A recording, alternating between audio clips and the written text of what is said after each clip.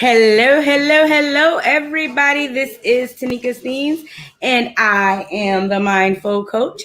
And tonight I have a very interesting guest, and I am excited to have them on. I love giving people opportunity to come on and tell their stories and to just be free to be who they are. And so when this guest reached out to me and asked me to let them be on my show, I said yes, because this platform is a platform for people to come on and share their story and just give people an opportunity to get to know them a little bit better and to just get an ideal to gauge inside of who they are. Well, when it comes to technology, Tanika has problems always. So I printed off something on my printer and it didn't come off. So bear with me a minute so I can go and pull it up on my computer. Hold on, people. I'll be right back. Here we go. So I would like to introduce you to my guest tonight. My guest is Echo. The incredibly caring organism is a sacred sexuality shaman and uses they, them pronouns. They are the founder of Enlightened Consent Foundation, which provides kinky, polyamorous, and LGBTQ plus identified individuals with transformative experiences and supportive resources so they get to experience being completely seen, honored, and loved, and co-create a world where everyone feels that they belong in. Sex educators, relationship coaches, and consent experts partner with the Enlightened Consent Foundation to ignite the love lives of kinky polyamorous and LGBTQ plus people because most suck at marketing are getting kicked off their platforms because of their sexual content and aren't making enough money.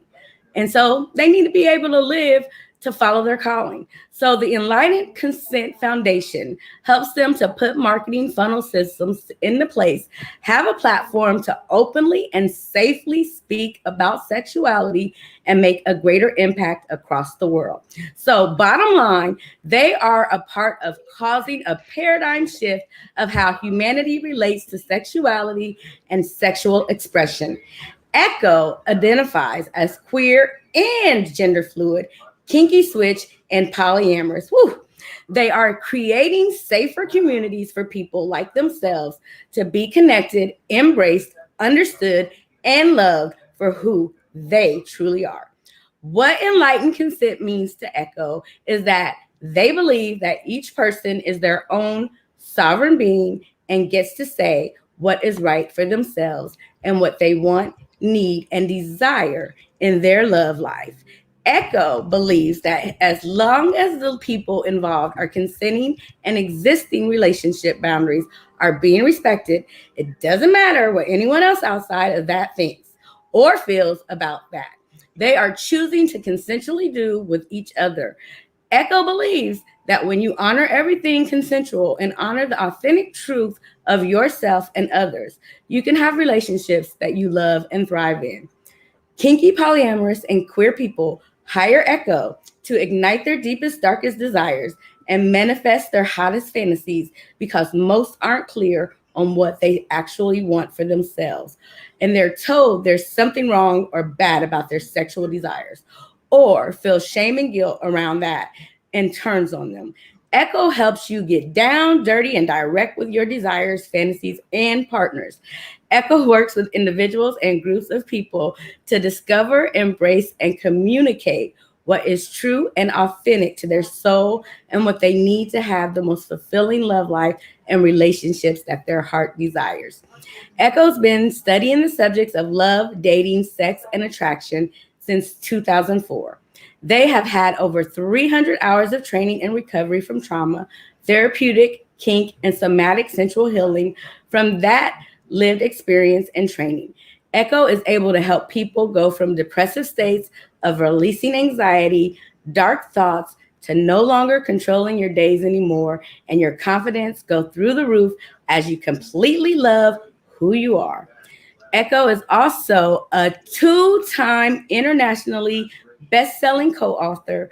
Their first anthology, Sexy Secrets to a Juicy Love Life, came out in March 2014. Their second book, Collaboration, Ignite Love, Real Stories of Defining Love and Manifesting More of It in Your Everyday Life, came out July 31st, 2020. So I'm telling you, this guest is someone to be reckoned with and is here to tell their story. So if you've had any questions, if you have been confused, if you have a need for a better understanding, tune in and hold your seat down so you can get ready for my guest. So without further ado, Echo, please. I know that I just read and said a mouthful, but you can do it better than me. So go ahead, tell us who you are, what you do, and why are you doing it? Come on now. And Thank you. welcome. Thank you. I appreciate you reading out that bio and everything that you said. And by the way, my name is pronounced Eco. Eco. Okay. Well, Eco. I was trying to figure it out. When I was reading it, I was like, am I saying this right? So I should have asked you that before we got started. So eco. So like an ecosystem. There we go. Yes, except it is spelled ICO. And Yes. I'll share the story of how the name Eco came about. Was that I Please do. was at a festival retreat at my church, and I was talking with another guy there about sharing my vision for co-creating a world of enlightened consent, where everything consensual is honored and honoring your authentic truth, so you can have relationships that you love and thrive in. And he took a second and he went, enlightened consent, eco. And the way that it popped into my head was ICO. And with that, I started to use that for two different reasons. One, it's the way that it's spelled in my head, and it was verbally gifted to me, so I can spell it however I want. And two, when I went and wrote it out, I wanted to avoid people automatically jumping to the conclusion that it was about ecology or the environment. Important things, not really my focus. My focus being on love, intimacy, and relationships with others. A couple months later, I was with a lover of mine, and she introduced me to a longtime friend of hers. And she said, this is Eco. Their name is spelled ICO. And he paused for a second and said, ICO, incredibly caring organism. And that immediately resonated with me. And I was like, okay, that's what ECO stands for. I'm totally adopting that. And that was right around the same time that I started to identify as being queer, gender fluid instead of a cis male. So I started to use eco at that point as well for representing me being both. I have both a strong masculine side and a strong feminine side. And being able to go and take on a magically gifted name like that is something that has helped me to move forward in being whole and complete and honoring my whole self, not just parts of myself. All right. And so where do we begin? Where did your journey begin? I'd say my journey began in February of 2004 when I went through my very first personal growth program to get back in touch with my emotions. And through that, I discovered that I've been literally cut off from my emotions and pretty much up in my head ever since literally the day that my dad moved out of the house when my parents were divorcing when I was 7 years old. So 14 years at that point. And while the psychologist and people and told me, nothing of the divorce was my fault. No one taught me how to deal with the emotional ramifications of that. And so the day that my dad moved out of the house, what my 7-year-old self knew was I was losing my daddy. And I stood in the doorway to the garage, watching him back out and drive off, knowing he wasn't coming back home. And so skip ahead 14 years later, going through this first personal growth program.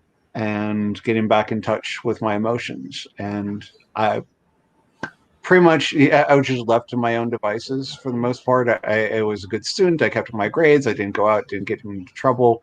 So when I was going through this personal growth program, being like, okay, now I get to learn how to emotionally relate to people for the first time in my life, because I didn't get that going growing up because I was completely cut off. And so with that, I knew that I had one um, really good talent that I had, which was I was a good student. So I got a book called Double Year Dating by David D'Angelo. And one of the things in that book was the idea that there were women out there that I could go and approach saying that I want to date you, I want to have sex with you, and I don't want to be exclusive. And that there were women out there that would be okay with that. And I was like, really? Okay, let's try that out. Let's see what happens with that. And from me beginning to go identify that way and trying that out, it's like, oh, I'm naturally non-monogamous by nature. This is something that actually fits me well and isn't incongruent with who I am. And I also found that in order for the sex to be satisfying for me, I need to have a mental and emotional connection first, which is referred to being a demisexual. And so the being in the polyamory realm of ethical non-monogamy actually fits me better, more specifically, because polyamory is focused on being love-based, literally poly, many, amory, love, so many loves. And the thing about being polyamorous is that since it is love based, not sex based, it means that it may or may not have a sexual component to it. It is much more on the relationship and mental emotional connection. So with these skills going moving forward, I went and started doing Craigslist ads and going finding people on Craigslist. Do you remember the days when Craigslist actually had personal ads and you could still meet people that way? Because that doesn't exist anymore. And there is a ad by this woman that said Prometheus was bound for all of eternity. And then the rest of the ad said, this girl only wants to be tied up for a single hour, and had a picture of Prometheus when he was bound to the rock, to the old mythology story. And so I wrote her back, referencing the story, saying how I would bind her for her sins against humanity and I would stoke the fires within her. And by the end of the hour, she'd be begging for release, but not from her restraints. And from that started my first dominant submissive relationship, with me being on the dominant side. And I came across the whole realm of BDSM, which I had no idea even existed. Once again, being a really good student, I found the book SM 101 by Jay Wiseman, which gives a lot of great technical information. So I could have some base knowledge with that. And I also got involved with the local Munch group. A Munch group is a group of people that come together at a restaurant. And hey, now we're actually getting to the point where you can go to restaurants again and actually meet people in groups, which is pretty cool. We've really missed that during the pandemic. Of people coming together in restaurants and just getting to know each other as people over a meal, and not having any kind of pressure or possibility of like sex or any kind of play on the table right then and there. You can actually just learn how to be yourselves and seeing, is this someone who you want to go deeper with? And that has been like over 17 years in the BDSM and polyamory realms, for me, an experience at this point. And moving forward in my journey more, I came into finding myself in the love and relationships realm of where I'm at right now. And after working in the IT fields and even both the ITs and accounting fields. I worked in for several years. I was a FOI licensed financial advisor for 5.5 years, ran my own bookkeeping company for about half a year, and I also worked in IT for for about 2.5 years or so. And so when I transitioned over into being in the relationship coaching, I got tired of people asking me, it's like, do you work in finance? Do you work in IT? And it's like, no, not anymore. So it's like part of me started going think, what is it that when I think of like relationship expert and guru, what does that look like for me? And the guy of the image of like the Eastern guy with the big long beard came to mind. So I literally grew out a beard, and I had that for about 4 years. And then I went to a personal growth event on communication from Landmark. And during some of the exercises, I kept getting this reflection of like, don't know exactly what it is about you, but there's something that is like blocking in the communication. There's something that's a little bit off. Can't put my finger on it. Don't know what it is. So on the very last day of the course, there's something in me that was like, I'm just going to go and try this out, see how it goes. I have no idea how it's going to actually respond. And um, what I did is I shaved off my beard that I had for 4 years at that point. I put on a blouse and I put on a skirt. I put on pantyhose, and I showed up that way to that last session on that last day, dressed in feminine for the first time in my adult life. And while I was there, I raised my hand to go and show myself off and share with people what I'd gone done. I literally got a standing ovation from the entire audience, which felt amazing and wonderful. And once again, authentic and congruent to my own self expression. And I also there was a gay couple that was in the back that were so touched, moved, and inspired by me going coming out and showing this part of myself publicly that they literally paid a hairdresser friend of theirs who actually cut and dye my hair pink for the first time. And let's see if I stop my camera. No, you can't see it. But on my regular like Zoom profile, I have like this picture of like right after I had that done, and it's like this beautiful photo of like me with the pink cut hair, and I also have my nails done pink and being like, yay! And what I found is like the pink in the hair is a way for me to go and have an honor that feminine part of myself, regardless of how the rest of my body is dressed. Because the way that gender identity works is kind of how we see ourselves in our mind versus gender expression, which is like how we go and clothe and outwardly present ourselves. And it was at that point that I started to identify as being queer, gender fluid, and started to move over from using he, him pronouns to the they, them pronouns, and honoring being able to go and have both, and honoring the feminine side in my life. And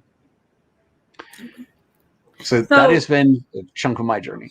well, let me ask you this, because at that moment when you decided to do that, was that something that you were leading up to, or was that just something that in the that moment you were like a shock and wow factor that you just decided to do right then and there? Like, what happened that you were like, I'm going to do this now? Was it something that has always been in you, or just at that moment you just decided I'm going to just do that? I'm just going to do it. Well, I do love shock and awe. I took that. I I do. figured that. Yeah. I do, and for me, I've always been kind of out there, um, and in that moment, I could not give a reasonable explanation of like, here's a solid thought process. I would say that this is some kind of divine inspiration of okay, go and do this, and it made sense that there was this strong feminine part of myself that I'd never really publicly acknowledged. And there are a few times that I'd done cross dressing, like there was like a Halloween where I just like spent the entire day in this corset, which felt wonderful and was amazing to me. And I've been told for so many years that for being a straight guy that I could do oh be nice way too well. So there are kind of clues along the way, and It was something that I never really considered about myself. Even going back to when my parents were divorcing, there was like one psychologist who spent a single session with me, and this was back in the late '80s in Minnesota, in the Midwest. And the psychologist, after the single session with me, say, telling my parents, "Your son's going to grow up to be gay." And it's like, knowing who I am right now, wasn't entirely inaccurate. I do identify as pansexual, and therefore I go by people's energies and not necessarily by the genitalia that they're actually born with. So, masculine, feminine. I've been more traditionally attracted to those who are feminine energied, and there's very feminine energied guys that I've had some fun with that are oh so wonderfully kissable lips. Yay. I still get good feelings just going thinking about it sometimes. But in that particular moment, it was like more divine inspiration being like, okay, if there's anything incongruent with me of what was going on, and I am all about authenticity and congruency, being like, okay, this beard isn't necessarily, the authentic congruent me. It was something that I was just put on because that's what I thought relationship excerpts were supposed to look like, that people would go and take seriously, instead of my young shaven, baby baby type face that had me. When I was in my 20s going out to Burning Man, I had a picture taken of me, and my girlfriend at the time looked at the picture and said, "You look like you're 12." And it's like, okay. It's like I do have a younger side to me, and I even have a little side. It's a 4-year-old boy, and he's a wonderful boy, and I love him very much. And I I've actually consciously worked over the past few months with developing my own inner family, of having a light mother and a light father, a dark mother and a dark father, and they become like the internal family to my inner children, where I have my 4-year-old boy, who I mentioned. Then I have an infant age baby girl, and I have an angsty teenage girl, and also a teenage boy side. And I actually do a journaling exercise with them each day, and check in with them and just kind of see how they're doing, where they're at, and being able to develop my own inner family Yeah. with that, so I can have that system inside of myself first and foremost. Yeah. Now, do you share that with people often, or is that something that you're sharing for the first time, or is that something that people know about you? Which part? About your uh, inner family, and then, I mean, I think that who you are is pretty self-explanatory, but what you're sharing right now, as far as your inner family and the people that you resonate with inside of you, do you share that with other people? yes, I do go and openly share that with other people, and I've been trained for years in the idea of the inner family model, or inner aspect model. I am, Hmm. which was actually coined and developed by a mentor of mine, Francesca Gentile. And if you've ever seen the movie Inside Out by Pixar, it Hmm. kind of gives a little bit of a simplified version of that place, where you have like, sadness, joy, anger, disgust, and fear as like the Hmm. five things. Yeah. Where in this more emerging psychological field, where there are like different parts and different aspects within each of us. Most people at this point don't really identify that way, because there's a contiguous memory that goes with it. And it's like, if you've ever thought about, most people have had the experience of being like feeling two completely different ways about the same situation at the same time, of being like, this just happened, like, there's the dishes left. Last night's dishes are still in the sink. I told my partner to go and clean that up, and he promised that he would go and wash them last night. He didn't. I'm so furious right now at him. and I completely love him. It's like, so there's a part that's furious, and there's a part that holds the love. It's like, and it's like, okay, there are just these different parts that are going on right now, and so with that, one of the things that I do as a sacred sexuality shaman is I help people find parts of themselves and do these guided journeys within themselves to find parts of themselves that have been lost, hidden, suppressed, or denied, and to bring them into the inner family and being able to move forward more whole, perfect, and complete as they already are. Okay. All right.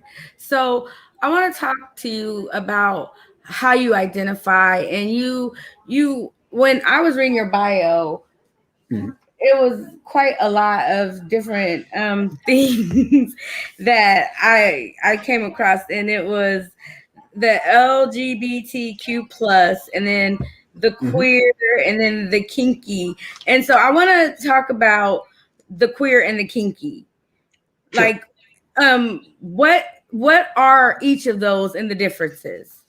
Okay. If you So would, just so to help people that may not know or whatever, mhm. help us to understand what that is, and how that works.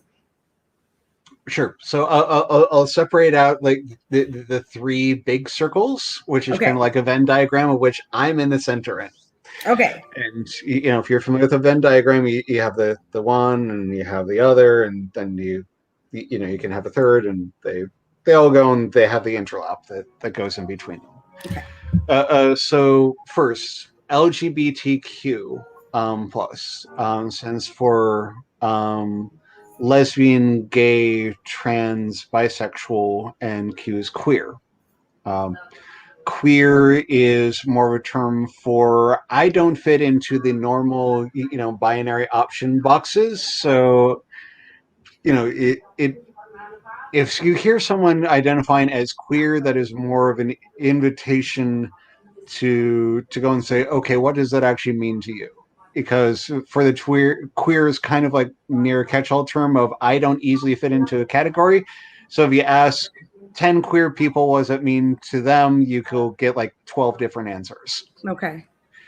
So for me, what queer means is that I and this leads into part of being on the gender fluid, where instead of being like I'm just feminine or just masculine, or trans, being like I was born a man and identify as a woman, or I was born I signed as a woman and identify as a man, that I go back and forth on that spectrum.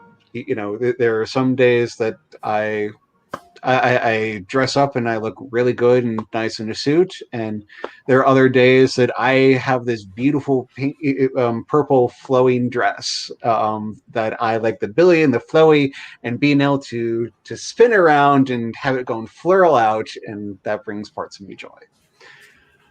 So that's the queer part of the LGBTQ. For the polyamorous, which goes into the ethical non-monogamy part.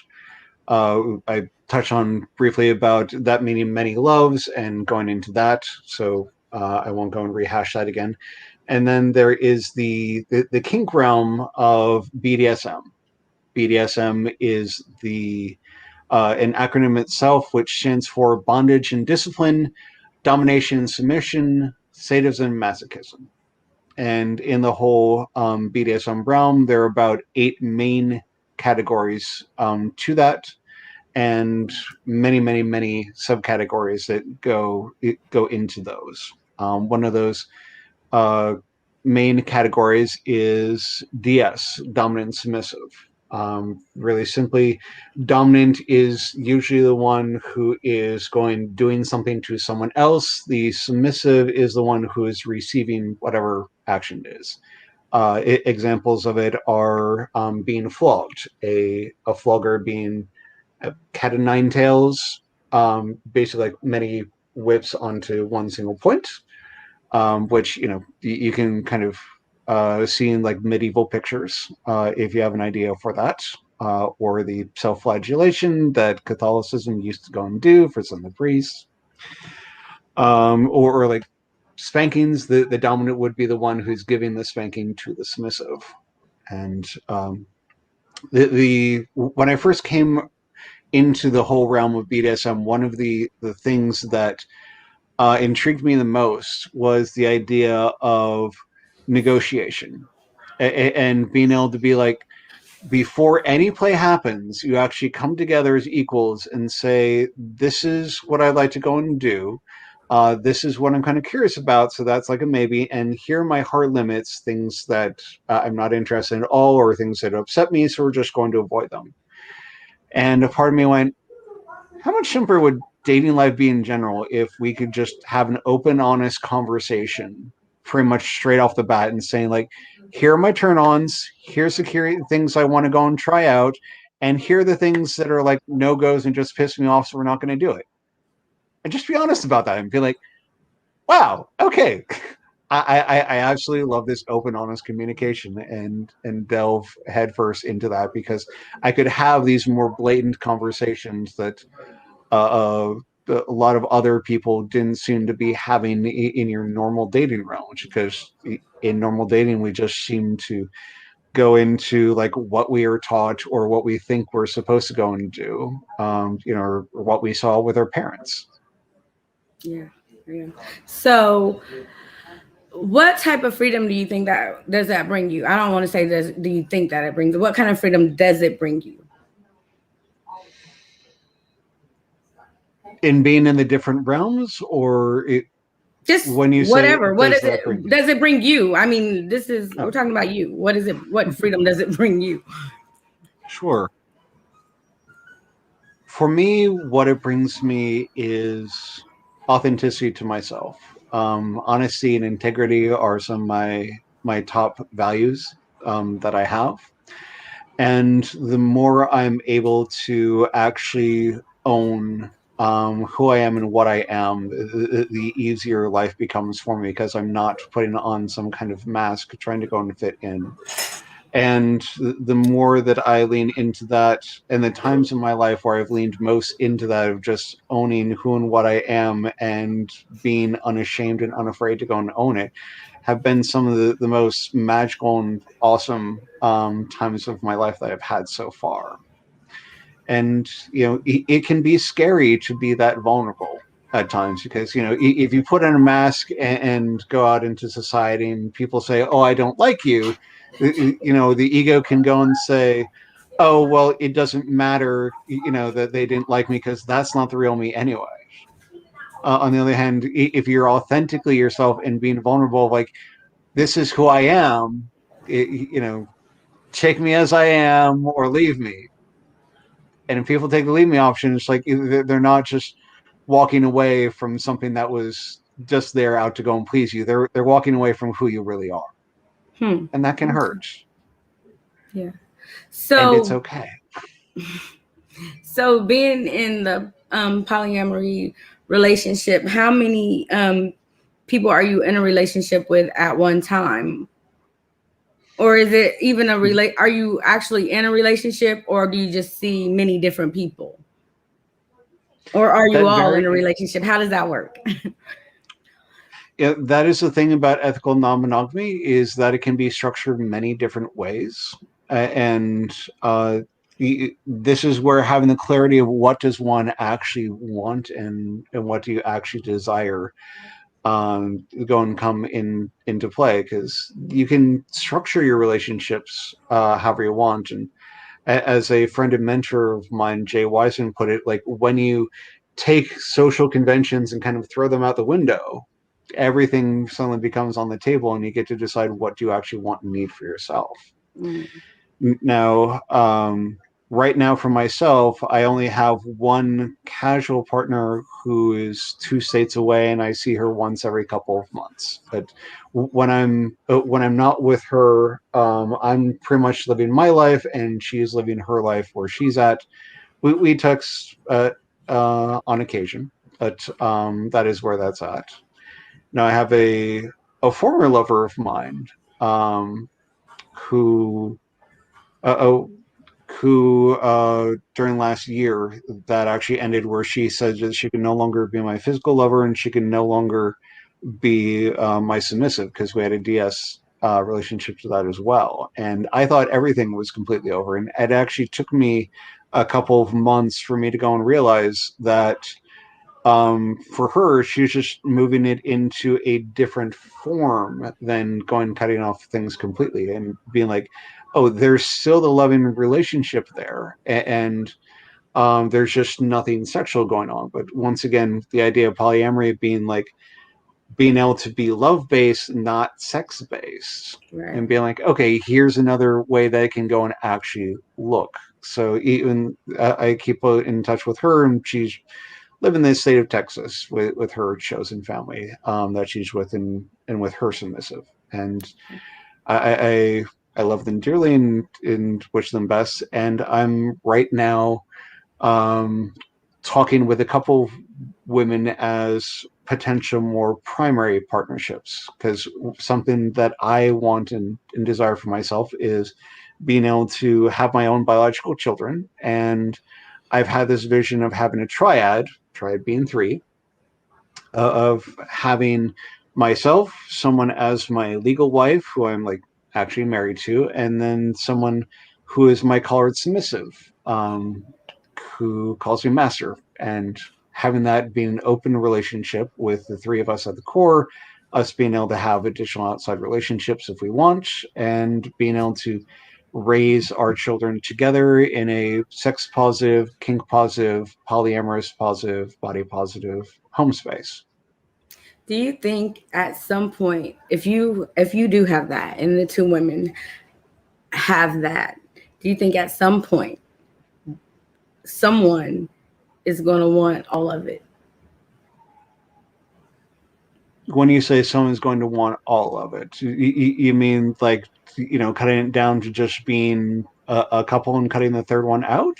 Yes. It's possible.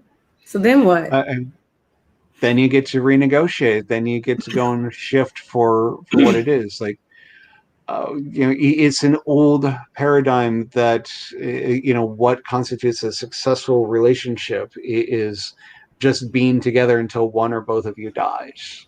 And one of the ways that I have been taught and chosen to adopt the viewpoint of relationships of let's be together for as long as it actually mutually serves both of us. Mhm.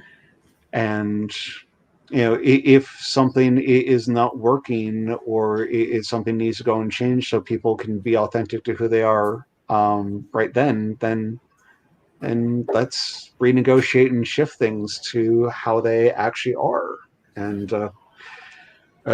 what it actually needs to be, so everyone can go and get what they want and what they need. And the challenge with that can sometimes be like there can be fundamental incompatibilities, Yeah.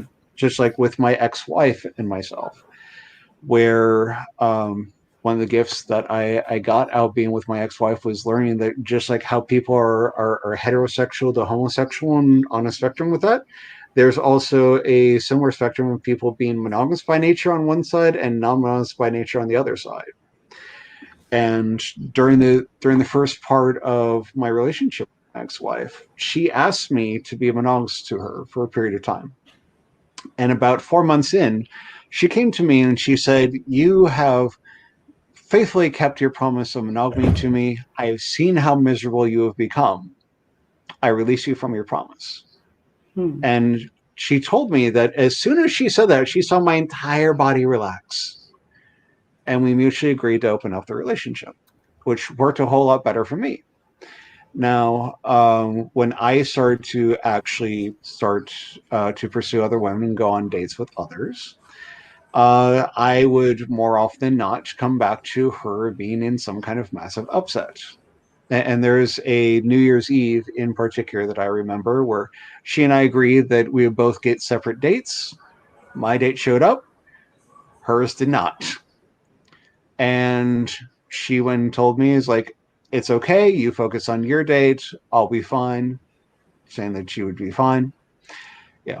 Fine being an acronym for, fucked up, insecure, needy, and emotional, or feelings inside not expressed. So while the party was going on in the living room, in the adjoining bedroom that was separated by one wall, Um, at some point during the night, everyone who was in the living room, including myself, could go and clearly hear things being thrown around in the bedroom and um, around into the closet, and being like, "No," she was like, "So not okay with this." And so with that, I tried to be incongruent to myself by trying to be monogamous for her sake. And that didn't work for me. I literally became miserable and depressed. And then she tried to be non monogamous for me. And, she was monogamish at best. Monogamish being like one step beyond just strict monogamy, being like, we're monogamous except under specific circumstances. And so when she tried to go like full non-monogamous for me, she became miserable and upset and unhappy. And when she actually left me, uh, that was like probably one of the best gifts that she probably could have given me, because we were a fundamental mismatch in that way. And if I was going to be true and authentic to myself, and she's going to be true and authentic to herself, we could not have a romantic sexual relationship that was going to work for both of us at the same time. Now, that being said, just like how there are bisexual people who can go anywhere on the spectrum and can be happy with whatever, and I am pansexual, so going by a person's energy, I technically could consider myself bisexual as well. There are people that are in the middle of that monogamy, non-monogamy spectrum that, depending upon where they're at or who they're with, can be equally happy in a monogamous or non-monogamous nature relationship. Okay. So before you got married, did you were poly before you got married, and your wife knew that going into the marriage, Yep, she did. and she And still agreed to marry you and try and ask you to be monogamous, and you tried to agree to it, and so you both had an understanding of what it was going into the marriage. actually, the marriage came later. It was like when we first got together, she was going through a divorce with her soon to be ex husband. And she asked me to be monogamous to her during that period of time. And it's like, okay, I can do that for a period of time. I already knew myself to be non monogamous, and I had been dating other women for about, or at least, been identifying as being non monogamous for about 6 years or so at that point. And so it's like, okay, I can see about doing this for a while. And I did not realize how inauthentic it was for me to not at least have the option to pursue other people. For me, the freedom of choice is another one of my top 10 needs. So for me, being able to have the option to pursue others is more important than me actually having to be with other people. It's that part of my self expression. And it took four separate engagements um, for us before we actually walked down the aisle. And it was literally 3 months to the day of our wedding that she actually had a conversation with me saying that she made a mistake and was divorcing me. Wow. Now, the whole fact that it actually took four separate engagements before we actually went and got married, 2 years, a little bit over 2 years into our relationship to go and begin with, should have been some cooling factor, but I was really hung up on the whole idea of her being my one and only soulmate. And one of the other gifts that I got out of that divorce, inadvertently going to a relationship coach while I was going through that divorce with her, was having my idea challenge of like, what is a soulmate? And the idea of like, okay, based off of my idea of like, someone that matches me in so many different ways and can go and meet me in these different ways, the therapist went and said, well, by that viewpoint, could you possibly have multiple soulmates out there? That this person that you're with may not be, the one and only possibility out there. Could you open yourself up to the idea of being others, and there being others, and be like, okay, yeah, let's try that out. And that worked a whole lot better for me as well. Trying to, rather than beating myself up for like, here was my one shot and I screwed up and we were incompatible for whatever reason and we're never going to be together and I have to be alone and miserable. It's like, that's not a good, healthy narrative. Hmm. Yeah. So, do you think, or I just want to ask this question, and I don't really mean anything by it. I just want to ask: is Sure. being in polyamory relationships more of a non-committal type of relationship, or is it more people committed to these relationships? I say that you will find just as much of a commitment and just as much of a non-commitment in non-monogamy as you do in monogamous couplings. Like just in the whole monogamous world of like you can have like a commitment of we're building a life together and we're going looking to build someone together, or here here's my fuck buddy that I get together with like once a month and we're just living our own separate lives. Separate from that, we don't really have much to do with each other outside of that. It is equally equally valid. If you can find anything along the gambit spectrum in non-monogamy, but with non-monogamy, you can still have very committed relationships with people building their lives together. It just means that you have more people to go and deal with, which requires that you have a higher level of degree of honesty, integrity, and communication that comes along with it to make things flow and actually work between everyone. And so it's not like you're cheating or anything because everybody knows that what you're doing, right? That is the idea. Yes. And the idea is that you can be open and honest about going and seeing these other people and have everything be out on the table for it. There are ways to go and cheat in ethical non-monogamy. Um, if one partner feels that they have to go and hide from someone else, and you're even though you have permission to be with other people, you're choosing to go and hide it. It's like no, you're not actually practicing the ideals of the ethical non-monogamy. You're missing the ethical part of that. And there are some people, depending upon how you go and look at it, that will define each person and each group of people get to go and define what is cheating to them. Like in this swinger community, it is common for swinger couples to be like, okay, when we go to these swing parties, go fuck whoever you want, just don't fall in love with anyone. Hmm. There are other like mental and emotional couples and groups. They're being like, okay, fall in love with whoever you want, go and spend all this great time, quality time with them, just don't have sex with them. And there are others that like for what I'm looking for is I'll admit I'm not indecisive, I'm just greedy, I want to have it all. So it's like I want to have the physical intimacy, I need to have the mental emotional closeness and connection relationship for the physical intimacy for be fulfilling for me. So I want to be able to have it all and as part of a relationship and having that out and open on the table.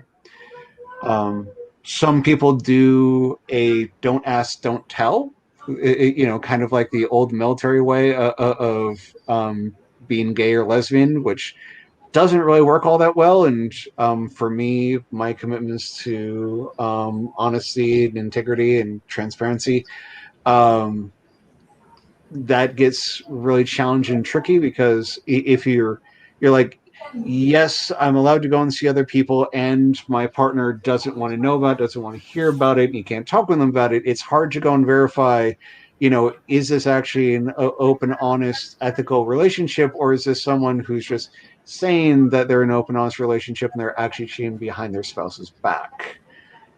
I once had a lover who was talking with a guy on the phone, and the guy on the phone said, "Yes, I'm in an open relationship, but my wife doesn't know." It's like, no, you're not practicing ethical non-monogamy. You're just plain cheating. Yeah, yeah.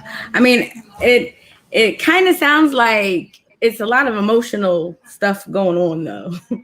I mean, when I think of sex, I think sex is emotional. I mean, I do. It's not just physical. I think it's a lot of emotional connectedness going on. But I mean, I don't know. I think that you have enlightened us on a lot of what it is that you do, and it's not just sex though. What is going on? But I myself personally, I connect sex and emotions. So I think if I was having sex with more than one person, I'd be emotionally connected to all of them because that's how I operate. So Okay. that probably wouldn't be good for me. I my computer screwed for about like 30 seconds, so I didn't quite get all of Okay. that. No, I said when I think about sex, sex Mm, is an emotional thing to me and for me. And mhm. so when I think about sex, it's like an emotional connection. And so I just feel like sex isn't just physical, it's emotional. And so I it's an emotional connection, and I just realized that that would be something that wouldn't be good for me. It wouldn't, because it's like an attachment type of thing. And I just, for me, I don't know that I would be good for that. I'd be attached and too connected to too many people. And so for me, one person is enough. But for anybody that feels like they need to spread their wings and fly, then this might be what they're looking for. And you've explained it well. So anybody that might think that this is for them, then Eco is the person you might want to talk to.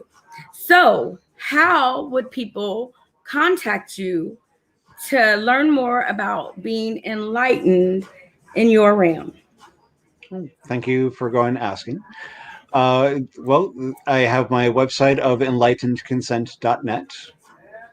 People are also welcome to go and reach out to me at enlightenedconsent@gmail.com. And I would love to go and offer people being part of my Facebook group that I have, which is facebook.com/groups/enlightened consent. And I am also currently on Facebook uh, doing a 5 day impact, intimacy, and income transformation that I'm doing this particular week, the week of the 4th of July, um, from 10 to 11 a.m. Pacific time. Been able to have a couple of people go and join the live broadcasts, and would love to have people be a part of that as well. And if you go to the Facebook group, you can find out more about that. All And they can right. look me up as Eco Edward Fish on Facebook. All right. Now, before we jump off of here, what else would you like to leave with the audience, or would you like people to know about you or what you do, and about polyamory or enlightened consent?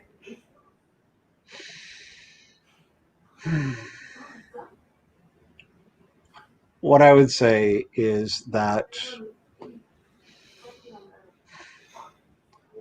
you are the final arbiter of your soul's truth. You get to say what is right for you and what it is that you want, what it is that you need, what it is that you desire. And there is no wrong way to go and do that.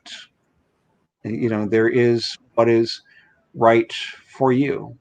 And your desires are valid and okay. And regardless of how you identify, of how closely or how different from how you're raised or society or your family expectations, you are worthy just as you are right now. You are worthy and you are lovable just as you are. And there's nothing that you have to go and do to go and earn that worth. There's nothing you have to do to go and keep that worth. And just in case you don't believe that, I will go and gift you this. By the power invested in me by no one in particular, I hereby pronounce you now and forevermore worthy, just as you are, because you always have been worthy. You always will be worthy, because you exist. You matter to the universe, just because you exist. You are loved. And I am here for you to openly embrace you and accept you, just as you are. And that's part of why I'm building the Enlightened Consent Village, for a place for people to be able to come together and be honored, seen, loved, and accepted just as you are. And keep in touch with me, and I will let you know how that develops, and will gladly welcome you in open and loving arms. All right. Well, thank you. And thank you for everybody that tuned in this evening. In this world, we have a journey and we all have a path to take.